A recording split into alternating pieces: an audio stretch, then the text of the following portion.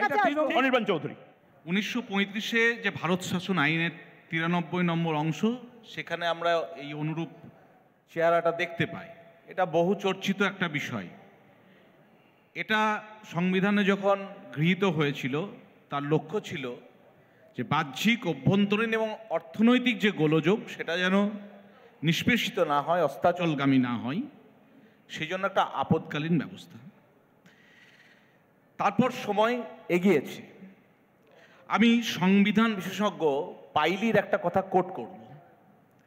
তিনি বলেছিলেন, no chapter of constitution has been the subject or of more acrimonious attack of its critics than that dealing with the emergency provisions. অর্থাৎ এই emergency প্রভিশনটা সবচাইতে নিন্দিত হয়েছে। এখন এটা ঠিক যে এ রাজ্যে গণতান্ত্রিক ব্যবস্থার প্রায় অন্তর্জলি যাত্রা সম্পন্ন হয়েছে। সন্দেশখালী প্রতিদিন আমাদের কাছে একটা জ্বলন্ত সেই উদাহরণ হয়ে আসছে, এটা অস্বীকার করা যায় না। আজকে যে কোনো মিটিং, বড় মিটিং করার জন্য আদালতের দরজায় ছুটতে হচ্ছে, এটা গণতন্ত্রের পক্ষে শুভ লক্ষণ নয়। লুট হয়ে যাওয়া ব্যালট পঞ্চায়েত ভোটে দেখা গেছে রাস্তায় ঘাটে গলিতে পুকুরে পড়ে আছে, এটা গণতন্ত্রের ক্ষত। কিন্তু তারপরেও যখন এই রাষ্ট্রপতি শাসন নিয়ে কথা হয়, তখন একটা কথা বারবার মনে পড়ে যে কেন্দ্রের যখন সাংবিধানিক অচলাবস্থা উপস্থিত হবে, তখন ব্যবস্থা গ্রহণের ক্ষমতা রাষ্ট্রপতিকে দেওয়া হয়নি। তখন কি হবে? সেটাও তো একটা শোচনীয় ব্যবস্থা গণতন্ত্রের পক্ষে, সেটাও তো গণতন্ত্রের বুকে ক্ষত তৈরি করে। এর আগেও দেখা গেছে 70s আমরা দেখেছি যে সেখানে কিভাবে এই রাষ্ট্রপতি শাসন জারি করে গণতন্ত্রকে হত্যা করা হয়েছে। আজকে এই রাজ্যে যদি সত্যিকারের দায়িত্বশীল সরকার প্রতিষ্ঠা করতে হয়, তাহলে জনগণকেই বুঝতে দিতে হবে যে কোন অব্যবস্থা, কোন অসন্তোষ, কোন কালো দিন আজকে আমাদের এই রাজ্যে ঢুকেছে। অনির্বাণ দা, আমি যেহেতু আপনার সময় শেষ, কিন্তু আপনিই বলবেন, একদম আপনিই বলবেন। কিন্তু আপনি বলতে বলতে আমার মাথায় ঘুরছিল একটা কথা, যে আপনি জনগণকে ঠিক করতে বলছেন, আমি, আপনি সবাই জনগণ। কিন্তু আমি জানি এটা আরেকটা হয়তো কথা হোকের এপিসোড হতে পারে, কিন্তু দাদা আমাদের তো রাইট টু রিকল বা আমরা উইথড্র করার ক্ষমতা নেই। মমতা বন্দ্যোপাধ্যায় হোক বা শেখ শাহজাহান, অবশ্যই পাবলিক রিপ্রেজেন্টেটিভ নয়, এমএলএ হোক, ওখানকার লোকাল, এদের তো রাইট টু রিকল করতে পারবো না। 4.5 বছরের মাথায় যদি এরকম ধরনের অত্যাচার হয়, সন্দেশখালীর মায়েরা, বোনেরা তো বলতে পারেন আমাদের বিধায়ককে ইমিডিয়েটলি ফিরিয়ে আনো, আমরা আবার নতুন করে ভোট করাবো, নতুন কোনো বিধায়ক পাঠাবো। তাহলে সেই জায়গায় রাষ্ট্রপতি শাসন জারি করা ছাড়া বা 355 করা ছাড়া আর উপায় কি দাদা? রাষ্ট্রপতি শাসন জারি করলেই যে সব অধিকার প্রতিষ্ঠিত হয়ে যাবে, গণতন্ত্র খুব সুসজ্জিত হয়ে যাবে, ব্যাপারটা তো এমন নয়। ওই মানুষই তো আপনাদের ক্যামেরার সামনেও তো দেখা গেছে, তারা বলেছে যে আমরা তৃণমূলকে ভোট দিয়েছি।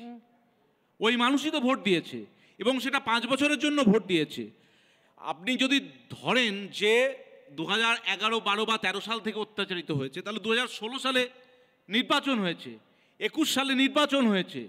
সেই অত্যাচারটা সহ্য করে ওইখানকার মানুষ কিন্তু তৃণমূলকে ভোট দিয়েছে, এটা কিন্তু ওইখানকার মানুষেরই কথা। ঠিক এই জায়গা থেকেই তাহলে আমরা কি সেই মানুষদের চেতনা ফিরুক, তাদের চেতনার যে বিস্ফোরণ, সেইটা গণতান্ত্রিক ব্যবস্থায় ভোটের মাধ্যমে প্রতিফলিত হোক।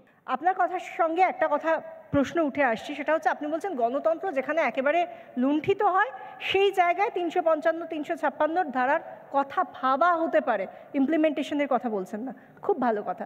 কিন্তু এখানে আপনার কি মনে হয় সন্দেশখালীতে যা ঘটছে, আমি একেবারে সন্দেশখালীর কথাই বলছি, পঞ্চায়েত নির্বাচন পরবর্তী হিংসা, 21-এর বিধানসভা ভোটের পরবর্তী হিংসা, আমি সে সমস্ত এখন গ্রাহ্যই করছি না এই মুহূর্তে দাঁড়িয়ে, সেই জায়গায় কি আদৌ গণতন্ত্র বলে কিছু আছে? নির্বাচিত জনতার নির্বাচিত প্রতিনিধিরা সেখানে কি সত্যি কাজ করছেন? সেখানে প্রশাসন, সেখানে পুলিশ সত্যি কি জনতার হয়ে কাজ করছে নাকি শাসকের হয়ে মেশিনারি হিসেবে কাজ করছে। সেই জায়গা থেকে সত্যি আমরা তো গিয়ে গিয়ে দেখতে পাচ্ছি, অরুণবাবু নিজে গিয়েছেন, আপনি তো দেখেছেন। আমি এনসিডব্লিউ যিনি রেখা শর্মা রয়েছেন চেয়ারপারসন, তাকেও বলতে দেখেছি যে এখানে হচ্ছে কি, এখানে এসে ইস্তক আমি বুঝতে পারছি না কি হচ্ছে। মানুষ একের পর এক মানুষ ধীরে ধরে বলছে আমাদের কোনো অভিযোগ নেওয়া হয় না। এক সেকেন্ড সমীরবাবু বলতে দিন। বিজেপি, তৃণমূল, সিপিএম এর কথা হচ্ছে না, মানুষের কথা হচ্ছে, একটু প্লিজ বুঝুন। এক সেকেন্ড। এবার সেখানে দাঁড়িয়ে তিনি বলছেন যে এতদিন পর্যন্ত এতগুলো মানুষ, এতগুলো মেয়ে তারা অভিযোগ করতে চেয়েছে, সন্দেশখালী থানা অভিযোগ নেয়নি। সেই জায়গায় অন স্পট রেখা শর্মা যেখানে যেখানে যাচ্ছেন ময়ূক, সেখানে সন্দেশখালীর পিএস এর আধিকারিকদের ডেকে এনে অন স্পট অভিযোগ করানো হচ্ছে। তারা সেদিন বাধ্য হলেন 17টা অভিযোগ নিতে অন স্পট। এইটাকে কি এটাই বোধহয় রাগের কারণও হলো, ওই 17টা অভিযোগ নেওয়া হলো, লাইভে দেখানো হলো, এবং সে কারণে হয়তো প্রয়োজনও ছিল লাইভ থেকেই রিপোর্টারদেরকে তুলে ছ্যাংদোলা করে জেলে পোড়া, এবং এসসি কমিশনার, মহিলা কমিশনার তাদেরকে যাতে আটকানো যায় এবং একটা প্রেসার তৈরি করা যায়। একটা খুব ইন্টারেস্টিং পয়েন্ট বারবার মনে হয়। আচ্ছা, যারা পলিটিক্যাল ক্রিমিনাল এলিমেন্ট যাদের শাসক দলে আছেন তাদের বিচার চাইছেন মানুষ। আচ্ছা বলুন তো, গত 12 বছর ধরে যে পুলিশ প্রোটেকশন দিয়েছেন, এসআই হোক, কনস্টেবল হোক, ওসি হোক, কোনো পুলিশ অফিসারের শাস্তির ব্যাপারে কেউ দাবি তুলছি না কেন? প্রত্যেকটা পুলিশ অফিসার তো রেসপন্সিবল। যারা শাহজাহানের কাছ থেকে, শিবু হাজরার কাছে সার্টিফিকেট নিয়ে এসো তবে তোমার অভিযোগ নেব, এদের বিচারটা কে করছে? আমি বলছি গুন্ডা, বদমাস, মাফিয়াদের কোনো রাজনৈতিক রং হয় না। না 2013 সাল পর্যন্ত শেখ শাহজাহান নিরাপদ বাবুরি এজেন্ট। আপনি দেখুন শাহজাহানের প্রতিনিধিত্ব করছেন। না তা করছি না তো। আপনি অধ্যাপক মানুষ, আমি উত্তরটা দিচ্ছি। আপনার ব্যক্তিগতভাবে অধ্যাপক আমার লজ্জা হচ্ছে, আপনি শাহজাহানের প্রতিনিধিত্ব করছেন। আমি কি আপনাকে বলছি? আমার লজ্জা হচ্ছে। না আপনি শাহজাহানের প্রতিনিধিত্ব করছেন। যে সমস্ত আধিকারিকরা ওখানে বলছেন যে আমরা কোনো কমপ্লেন পাচ্ছি না, আমি তাদেরকে বলতে চাইছি যে ওই মানুষদের অধিকার বা কমপ্লেন দেওয়ার মতো আগে সেখানে পরিবেশটাকে তৈরি করতে হবে। পরিবেশ তৈরি হয়ে গেলে ওখানে লাইন পড়ে যাবে কমপ্লেন দেওয়ার, মানে যে সমস্ত আধিকারিকরা এই কমপ্লেন নিচ্ছে না, এই সরকারই চাইলে পারে প্রিভেনশন অফ অ্যাট্রোসিটি অ্যাক্ট ওই অফিসারদের বিরুদ্ধে লাগাতে পারে। বেশ, খুব গুরুত্বপূর্ণ তথ্য। Anirban Chowdhury, with due respect আপনাকে বলি যে আমি এখানে সন্দেশখালী বা শাহজাহানের প্রতিনিধিত্ব করছি না। আমার পরিষ্কার কথা হচ্ছে যা চলছে সেটা ঠিক নয়। গণতন্ত্র নেই, গণতন্ত্র ধ্বংসের মুখে। তবুও বলছি যে এই মানুষই তো এতদিন অত্যাচারিত হয়েছে, তারপরেও যে বিধানসভা নির্বাচনগুলো পার হয়েছে তারা ভোট দিয়েছে। বেশ, সুতরাং তাদের উপর আমরা আস্থা রাখতে পারছি না কেন এখন? বেশ, তারা যখন অভিযোগ করছে। অনির্বাণ দা, আপনার সময় শেষ, যেহেতু আপনি বলছেন যে চোয়াল মুখ টুক ফেটে গেছে, আরো কিছুদিন বাবা একটু ঘরে সহ্য করে নাও, মাথা টাথা ফাটার পরে আর একটু রক্তপাত হওয়ার পরে আমরা দেখে নেবো ব্যাপারটা। মানে আমাদের এই পশ্চিমবঙ্গ এই রকম বাজেট, মানে যে সরকার রাহাজানি থেকে শুরু করে, ধর্ষণ থেকে শুরু করে যা যা করার দরকার তৃণমূল সরকার সবগুলো করেছে, এবং আমরা গণতন্ত্রকে ধর্ষিত।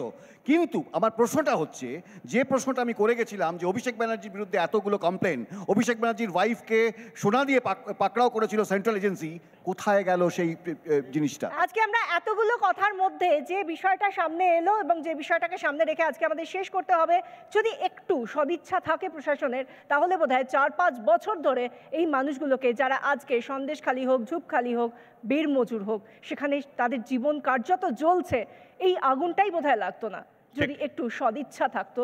যদি মানুষ বা যদি সরকারের যে বিভাগগুলো রয়েছে মানুষের সাহায্যার্থে, সেই বিভাগগুলো নিজেদের কাজটুকু সঠিক সময়, নিজেদের ভূমিকা যদি পালন করতো। কিন্তু এই যদিটা কখনো বাস্তবে এখনো পর্যন্ত আমরা দেখতে পাইনি ময়ূক।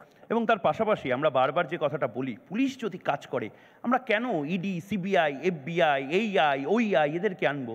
যদি পুলিশ সত্যি ন্যায় দিতে পারে, বিচার করতে পারে, তবে কেন আমরা বারবার ভারী বুটের শব্দ চাইবো আমার পাড়ার?